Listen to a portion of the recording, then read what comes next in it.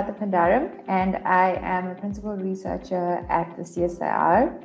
I am currently in the energy industry team, which focuses on the just energy transition, specifically looking at what the just element of the energy transition needs to be and how we can actually implement such in the country.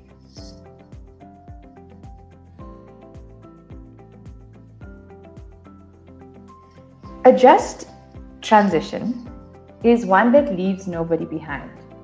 It is not only in relation to jobs, but it's also related to improving the socioeconomic status of the country by creating new and sustainable opportunities for the country.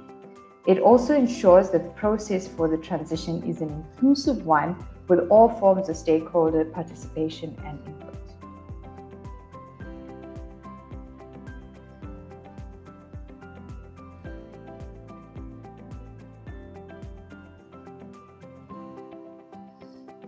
I'm currently running a program with the Energy and Water CSIR. So it's co-funded by CSIR and Energy and Water CSIR. The program is called an Energy Industry Support Program. It looks at empowering SMMEs in the energy sector so that they can actually be part of the transition. They can understand what opportunities the transition offers and where they can actually play a part in the transition and the value chains of these different technologies that are going to be within the transition.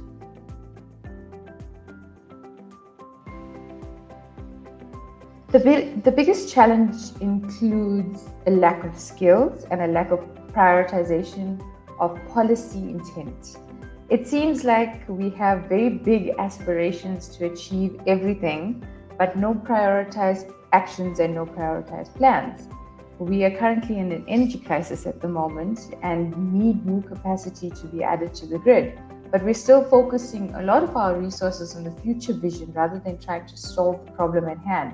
And I believe that if we come together to solve problems, we will be able to move faster forward rather than everyone trying to figure out what is to be done in the future and what technologies we should be focusing on. So I think we need to just prioritize actions and activities, and that needs to come from a government perspective. It needs to be driven from the government itself.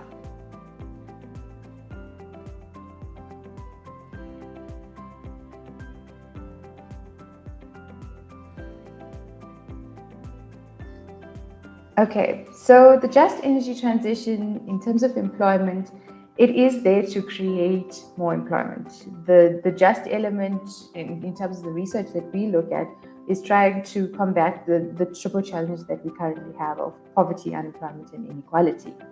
Here we are trying to look at opportunities to actually expand the energy sector, to look at other sectors, other economic diversification that can be implemented to ensure that we actually increase the jobs that we have in the country. We actually create sustainable jobs and good paying jobs within the different technologies that we implement. And this needs to include proper analysis. It needs to come from data, and it needs to come from an inclusive process that would have involved the communities and the civil communities that are and will be involved in employment.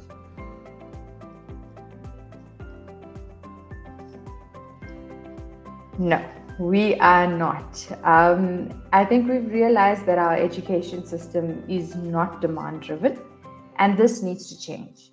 We need to ensure that the economic sectors that are driven in terms of the demand and what we are currently doing in the country, it speaks to the education system and how we actually develop skills. We need to develop skills that are readily utilized within the current work environment. And we probably need to change skills development approaches from early childhood development as well. We need to actually motivate kids to choose maths and science, as these will provide them with opportunities within the sustainable futures and the green economy going forward.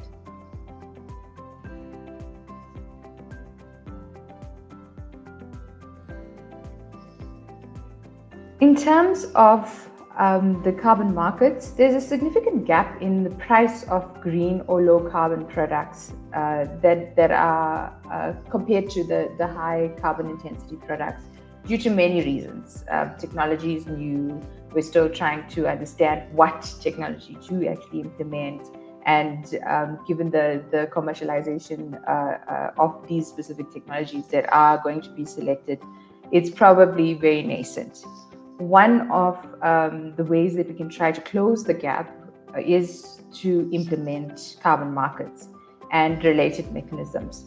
This is definitely driven by the need for the net zero vision or the net zero target in terms of our greenhouse gas emissions. However, it must not come at the cost of poor people's livelihoods.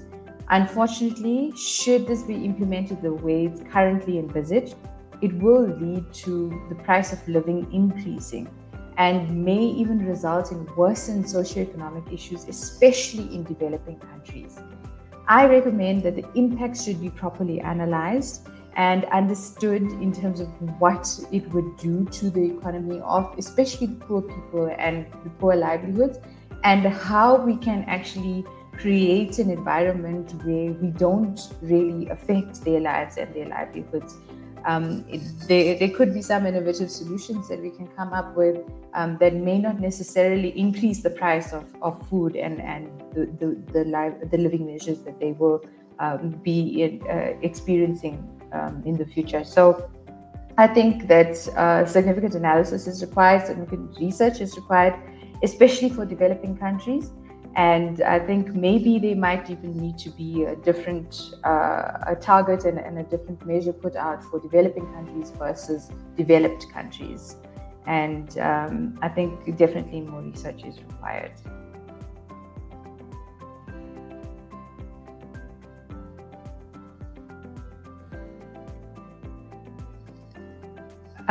In terms of green projects that have been successful, I think definitely in South Africa we have renewable energy projects, and part of the renewable energy educated power producer procurement program, we've had implemented projects with regards to that.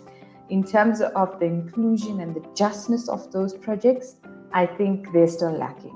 And that's one element that I would like to try and motivate large users or large power producers to actually include and be more specific about this in how they develop their projects and how they implement the projects.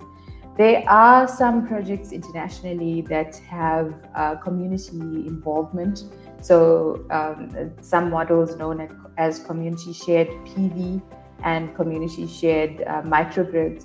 This can be something that we can pilot within the country and find out what the enablers, what the barriers are, and how this would actually work in the South African context.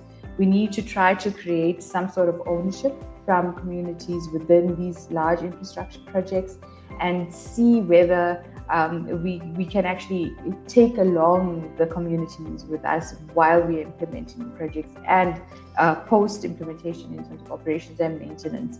I think this can definitely be a good way to have green projects implemented in the just way.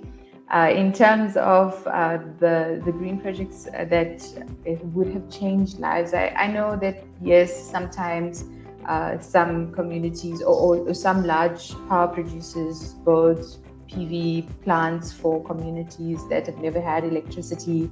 And I think obviously in terms of this is a significant change within that specific community because they've never had electricity before, or they would have built a school and developed some of the community participation within that and provided some opportunities within that.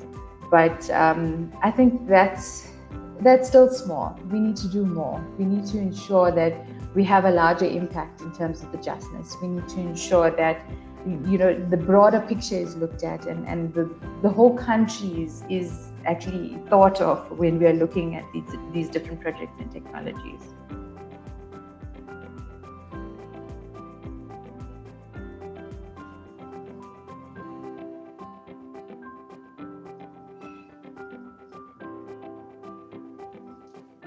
The event was great. It brought together many different stakeholders involved in driving the green economy.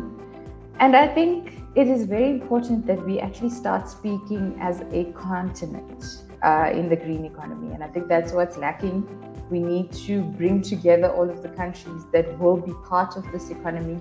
Note that the global north needs us. They need our minerals, they need our resources in terms of solar and wind, and they need to have us included in their transition as well.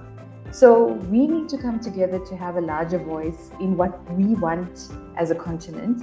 And I think events like this actually bring those opportunities and enable such debates so that we ensure that we're talking the same language and we're trying to push for the betterment of the continent and the society within the continent. Thanks.